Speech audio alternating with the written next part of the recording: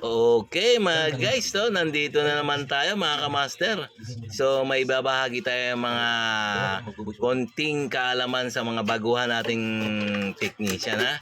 So itong ginagawa natin ay preparasyon pagkakabit ng brand new compressor. Ay hindi, second hand na compressor kasi ang problema nito ay ang compressor. So, meron akong second hand dito na ikakabit. So, pumayag naman ng may-ari, ang ating mahal na customer. So, pero itong second hand na motor nito, okay to Okay na okay siya. So, ang ginawa ko dyan, nagpalit ako ng oil, nag-change oil. Yan. So, ayan. Hindi ko pa nga pininturahan yan mga kamaster Kasi nga nagmamadali yung may-ari niyan. So kaya ayan. So dali-dali naming ikinabit. Sabi ko nga sa may-ari ipipinturahan pa natin. Wag na raw sabi ng may-ari. So ayun. Kaya nga ang ginawa, ayun nga, hindi na namin pininturahan. So dire-diretso na namin ikinabit ang compressor. Okay? So ito mga kamaster mula umpisa hanggang sa wakas. Ay hindi pala, hanggang sa matapos tong pag-install ng second hand compressor. Tapusin nyo tong video na to. Tiyak na magkakaroon kayo ng konting idea kay Master JM. Okay? So, ito ang una kong ginawa. Pero itong compressor na to, na-change oil ko na yan. Kahit ganyan na kalbo na yan, na wala ng pintura, okay na okay yan, pati bomba. Maabot ng 400 PSI yan. Okay?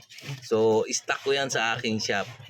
Okay? So, binigay ko na lang sa may-ari. Yan. Pero hindi naman binigay Wala naman libre ngayon mga kamaster. So binili ko na pinagbili ko na sa may-ari siyempre. Ayan Tama-tama yan 1/5 horsepower yan Kasi 2-door yan 2-door refrigerator. So ayan, 2-door. Pag 2-door 1/5 yun Tandaan nyo mga master, 2-door refrigerator, ang horsepower niyan ay 1/5 horsepower. Kahit anong compressor pa yan, basta 1/5. Yun. Okay, so ayan konting idea to mga kamaster. O ayan ang ginawa ko. Ayan sinalpa ko na So nilagyan ko muna ng access valve yan. Di ba kanina nakita nyo? Ayan ginilagyan ko ng access valve. Ayun, nilinis-linis ko yan siyempre. Ayan, so ayan. So pinuputol na natin yung discharge line na papunta sa body ng refrigerator. Okay? So ayan nililiha ko na para mabilis dumikit ayan Technique yan simpleng technique lang yan pero mapakahalaga yan mga kamaster. Konting liha-lihan kasi kung di nyo nilihayan kahit hinang kayo ng hinang dyan kahit 10 taon kayo dyan hindi nyo madidikit yan So ayan tignan nyo subaybayin nyo lang yung bawat galaw ko ng kamay. Sigurado mayroon kayong matututunan. Katulad niyan, ayan, dinugtong ko, kumuha ako ng 1/4, isa pang 1/4 na copper tube para pandugtong. So, ayan inipit ko na yung 1/4 na maigsi Yun. Ayan, technique yan mga kamaster, lalong-lalo na sa mga baguhan lang dyan Pwede rin yung mga lumang technique yung baka nakakalimot na kasi kayo So di ba ayan okay. Alam mo naman si Master JM talagang pinaglalaruan na lang yan mga refrigerator kita nyo. So hihinangan na natin ngayon yan mga kamaster. So ayan kung nakikita nyo yun. Ayan tingnan nyo, talagang lutong-luto siya mga kamaster. Kung maghihinang pala kayo, kailangan yung bagang-bagay, lutong-luto. Para ba, dikit na dikit. Pag lutong-luto ang silver rod, sigurado yun, lutong-luto talaga. Luto, yun talagang dikit na dikit talaga. Ganun ang paghihinang. So, okay, isa na namang idea yun mga kamaster, di ba? Simple lang to Hindi ako nagto-troubleshoot ng mga inverter ngayon.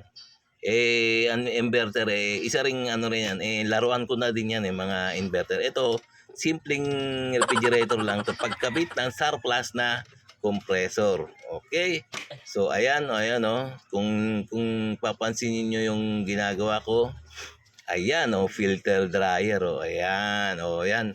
Tignan nyo ayan okay, yun nilalabas ko na yung filter dryer Yan, okay. So yun, ngayon, puputulin ko siya ngayon. Ayan, pinutol ko na, di ba? Di mo, ang bilis, di ba? So, ayan, okay, So, pinutol ko pa rin ng tube cutter para bilog ba yung dulo. Ayan, okay, ayan, kinabit ko ng overload. Kasi yung gagawin ko dyan, patatakbuhin ko yan Patatakbuhin ko muna yan siyempre ka-master. Ayan, okay. Ayan na. Okay, ayan meron akong hawak na access valve dyan mga ka-master. So, ayan, di ba? Nakita nyo kanina, tinanggal ko yung filter dryer na luma. So, ikakabit ko ngayon, brand new. Siyempre, brand new na filter dryer, siyempre. Kahit isa man lamang brand new kasi talaga yung compressor na nga surplus tapos hindi mo papapalitan ng filter dryer. So, hindi lumalabas na tayo sa specification ng mga ka-master. So, kailangan tuwing magre-reprocess kayo ng system, kailangan filter dryer lagi ang papalitan nyo. Tandaan nyo na mga ka-master, filter dryer. Yan, okay? So, isa na namang idea yan. Diba, ka-master? So, kung wag kayong gagawa ng shortcut. Kasi nga, ayun ang pinagbabawal na technique. Pero bawal talaga yun. Diba, master? Ayan, inihinan ko na yung bagong filter dryer. Tignan nyo, ayan, 2x1 yan tawag dyan. 1/4 by 1/4 by 1/8. 1/8 yung pinagpapasukan ng capillary tube. Ayan, tignan nyo, So, hindi ko na nga mahawakan kasi mainit. Siyempre, mainit yan. Para ka na rin yun. Pag hinawakan mo yan, parang umamin ka na rin. Diba, master? Yan, So, tumatagal ang trabaho pag ganyan na mainit siya. So, pero bayaan mo na para ay tumagal kunyari matagal. Kasi malaki babayad ni customer sa atin Yan, so halos sa yan. Alam niyo kung magkano ang presyo niyan. Change compressor, ayan 4,000 lang yan. Ayan ni-rebuild ko na mga ka-master Rebuild. 4,000 kasama na compressor. Kasi surplus lang naman yan Ayan, surplus yan. So, pwede na yan. So, presyong katsaka isa pa, naman, kumpare naman to Pero 4,000 na pwede na yun Kasi yung surplus na compressor na yan, hindi ko naman binili yan Mga hinihingi ko lang yan sa mga sa mga junk shop. Ayan. Pero okay yan. Okay. So okay na okay yan. Ayan. So ayan nilalagyan ko ng capillary tube ang isang 1/4. Kung papansin niyo nilagyan ko ng capillary. Ayan So ayan kasi nga ang gagawin ko diyan, alam nyo self vacuum. Yun self vacuum. Ayan self vacuum siya. Kaya nilagyan ko ng capillary. Yun, okay. So ang susunod na natin gagawin ay ang suction naman kung titignan nyo ayan suction. Suction ang pinuputol ko ngayon ayan yun tinama suction line ng compressor. Alam nyo ba kung bakit ko pinuputol yan? Sige, manood mo tapusin nyo muna itong video, okay mga ka-master? So ayan titignan nyo yan yan. So binubuka ko ng ng long nose. Yan basta subaybayan nyo lang. Sigurado magkakaroon kayo ng mga matinding idea kung bakit ko ginagawa yan. Okay, so ayan. Kita nyo, iyan. Okay, kinabit ko na. Okay. So, alam nyo kung bakit ko pinutol yon. Kasi nga mahaba. Ayun, di ba? Simpleng-simple lang di ba? 1/4 yon. So, mahaba. Siyempre, putulin mo para magkasya dyan sa suction line ng compressor. Okay? Ayan, hinihinang ko na. Okay, kailangan lutong-luto yan mga kamaster Yun, lutong-luto na siya kamaster. Kaya tsaka kailangan lagi nakahanda yung yero. Yan pang depensa yan sa mga masusunog nyo. Kasi lalong-lalo yung iba kasi napakahusay gumawa. Hindi nila iniisip yung mga tatamaan ng apoy So bara-bara, so ang pangit. Diba? So masusunog yung mga tinatamaan. So kailangan naka-ready lagi yung yero nyo. Pansalag. O yan, tignan nyo.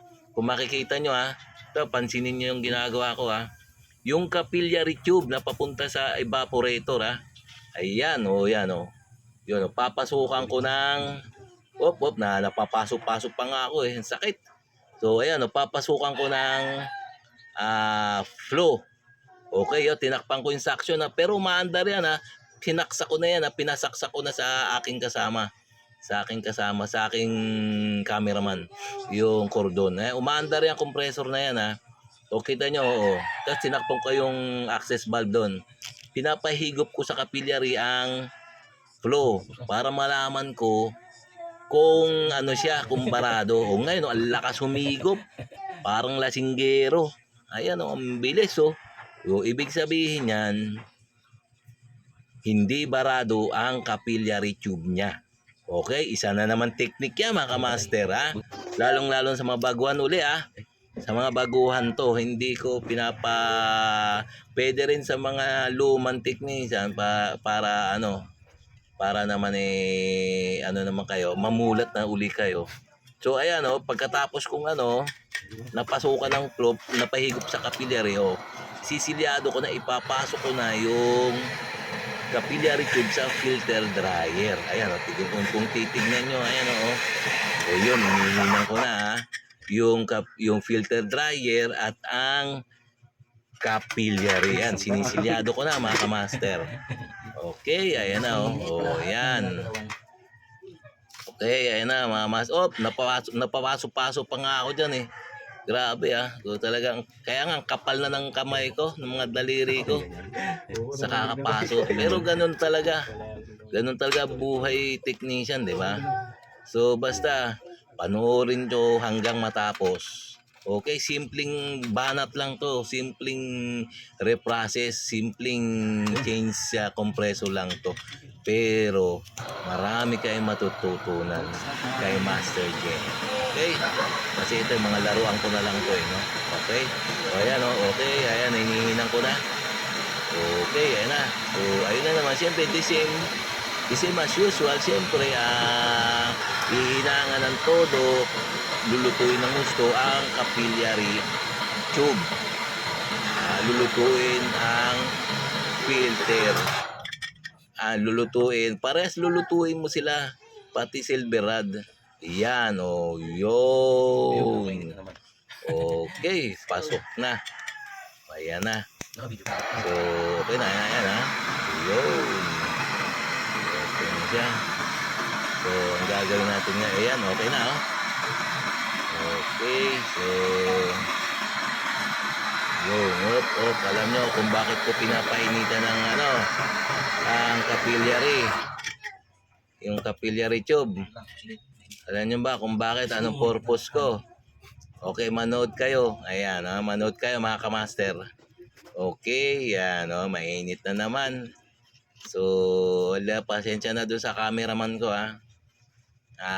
magulo. Parang pasmado. Pero kitang-kita naman. Ayan kita nyo. Yun kita nyo, binalik ko na uli sa forma yung yung kung saan nakapwesto yung capillary tsaka yung filter dryer, ibinalik ko uli sa dati. Parang original uli. Ganon. Ganon na ganon dapat ibabalik nyo sa mga kababayan natin, mga technician dyan. Yung iba ang pangit talaga Hindi ko talaga hindi ko pinipindasan ng iba.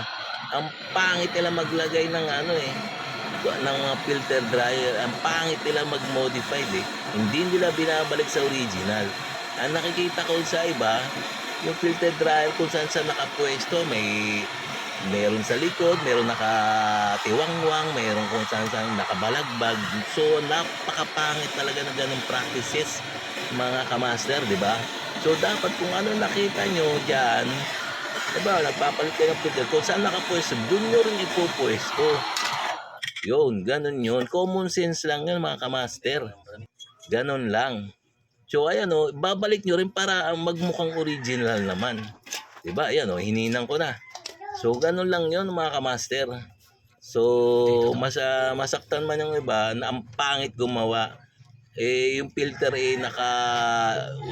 nakagulundoy o kaya kung ano sa nakapwesto na madaling masipa man lang o daanan lang ng daga, putol na. So ang pangit to, magkapera lang sila, mga wala silang utak talaga So ganito ang magsalita pa mga kamaster, pero totoo, di ba?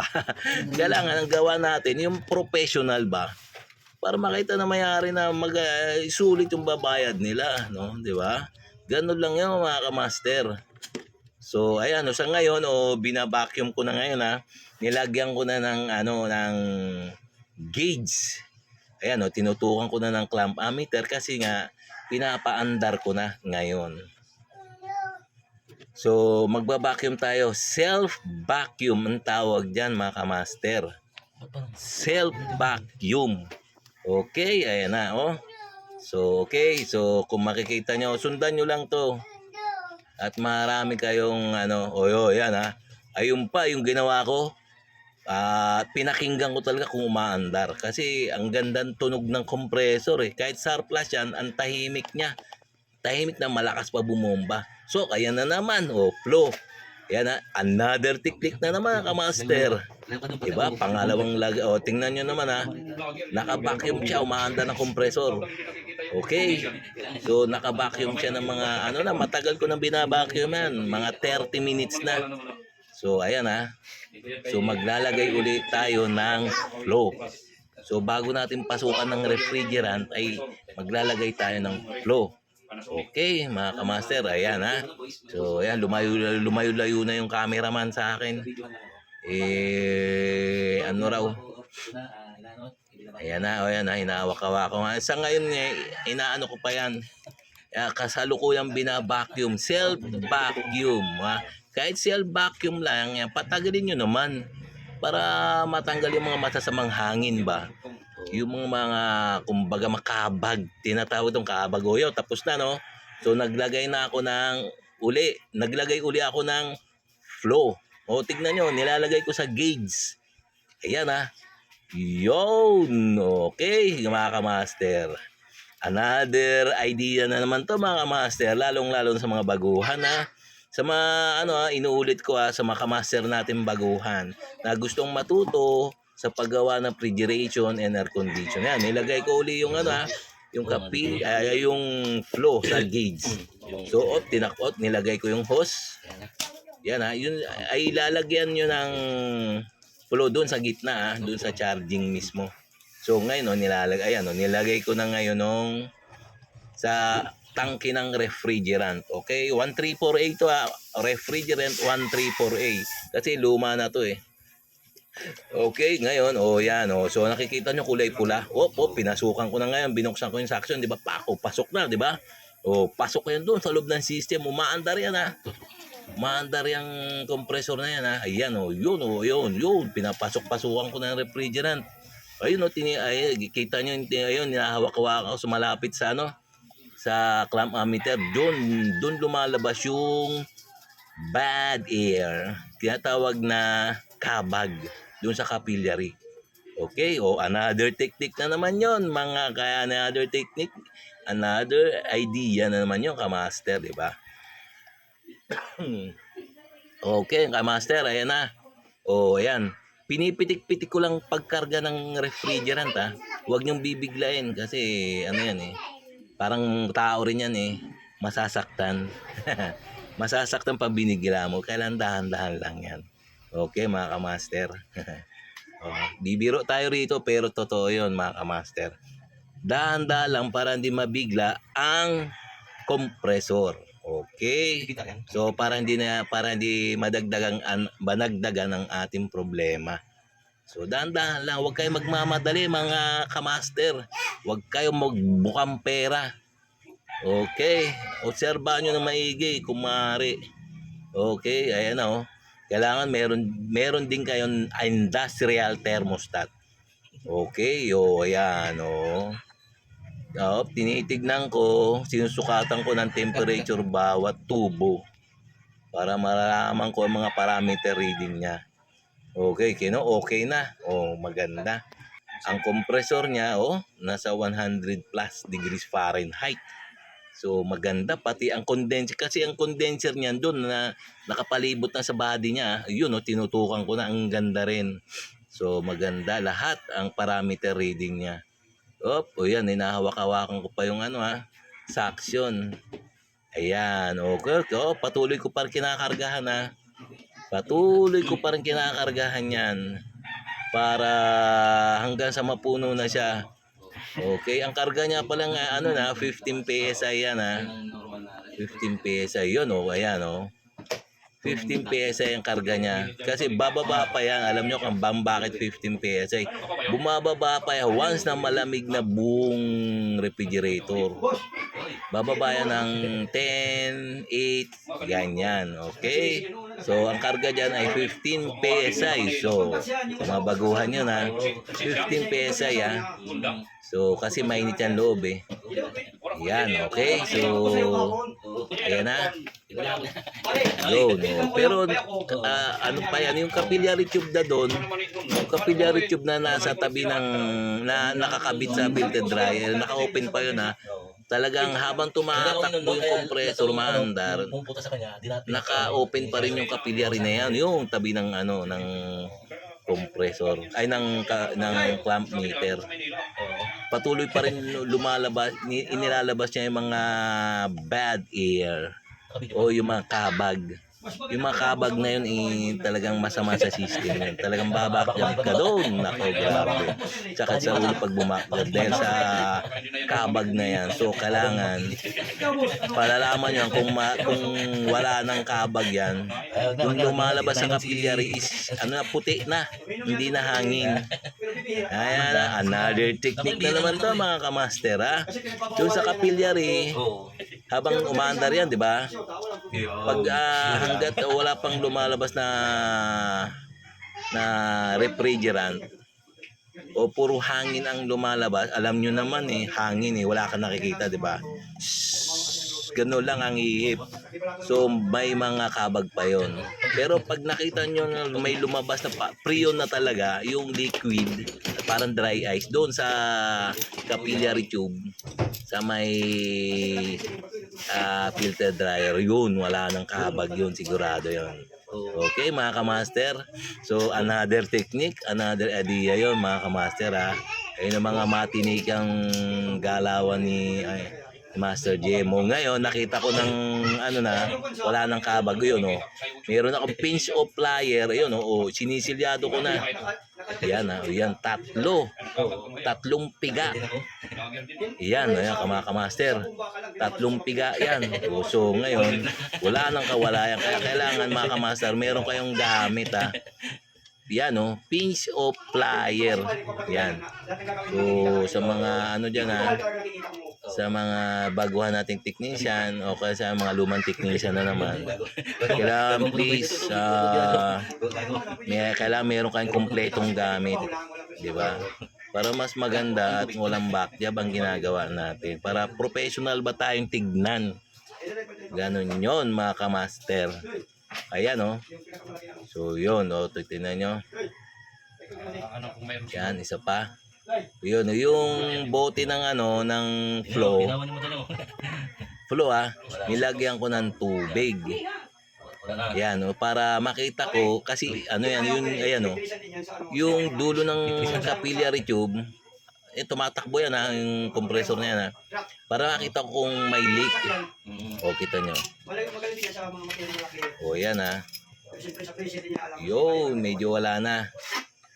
So, kasi, di ba, naka-pinch o plier na siya. Pininch ko na 3 beses eh. O, yun, wala na, di ba? So, pwede na siyang hinangan. Tsaka mo hinangan yan pag wala ng pressure. O, yan o. So, ayan o. So, hihinangan ko na yan ha. Sisilyado ko na yan. Ayan, umaandar yan ha. Umaandar yung unit na yan, ang compressor na yan. Ayan, o, hinangan ko na ha. Hinihinang ko na yan.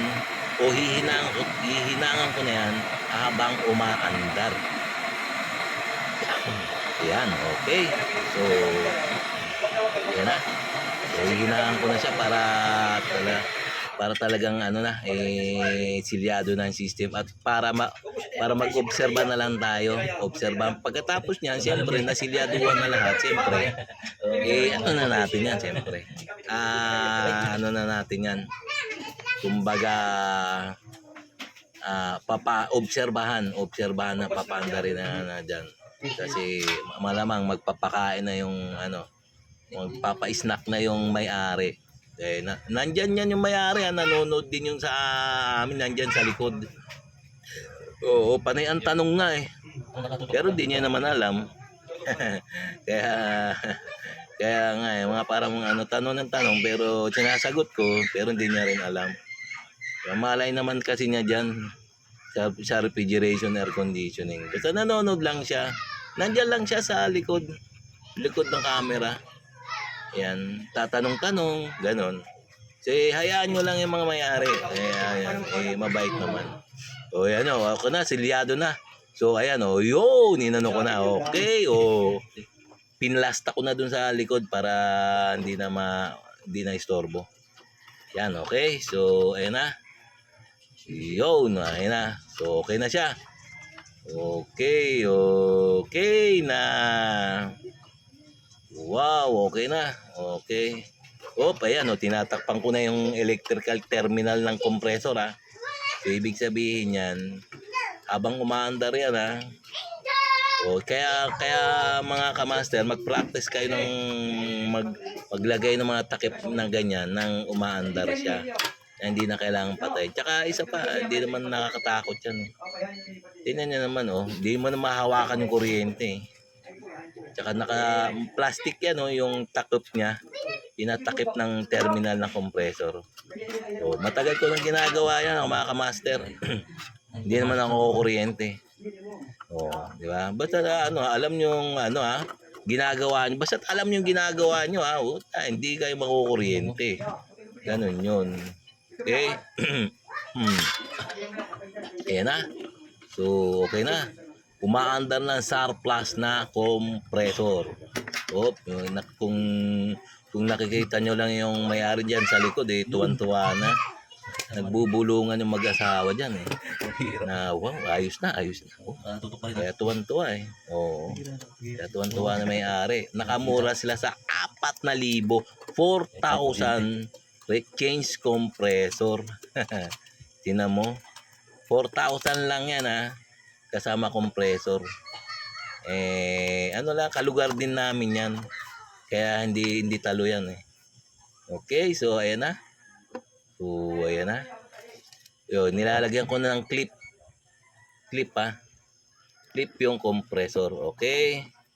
Ayan na. Yun, okay. So, okay na.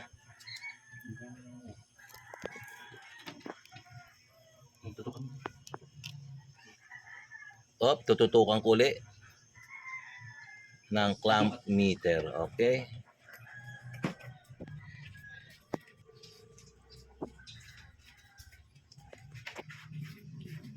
Yun. Ayan na. Okay. So, ayan. Okay na yung clamp. 1.224 ampere. Panasonic siya. Tama-tama yun. 1.24 kasi 1/5 horsepower lang yan. So, ngayon nagliligpit na kami. So, okay na. So, okay. Pagkatapos ng 30 minutes, so hanggang 1 oras pag-obserba, okay na siya. So, ayun na oh. Okay. So, nagliligpit na kami ngayon yan. So, okay mga kamaster ha. O, ayan na. So, ayan na. Okay mga kamaster. So, kakargahan ko pa. Kakargahan ko for the last minute. Kakargahan ko pa siya. Yan. Para talagang malamig na malamig siya. Para walang masabi yung may-ari. Okay. Ayan na. Okay. So, ganito lang ha mga kamaster. Kung paano mag-change ng compressor at mag-reprocess ng system. Okay, Okay, mga guys. ganito lang yon mga kamaster. Yan na. Okay, mga guys. Ayan na, tamang karga. Ito na ang Okay, karga niya ngayon. mga kamaster. So, meron tayong Okay na. 14 PSI. So, okay ha. Ayun, ang ganda na natin amperahe na. Okay, Okay, so ayun lang. obserbahan natin. Sana may natutunan kayo. Cut.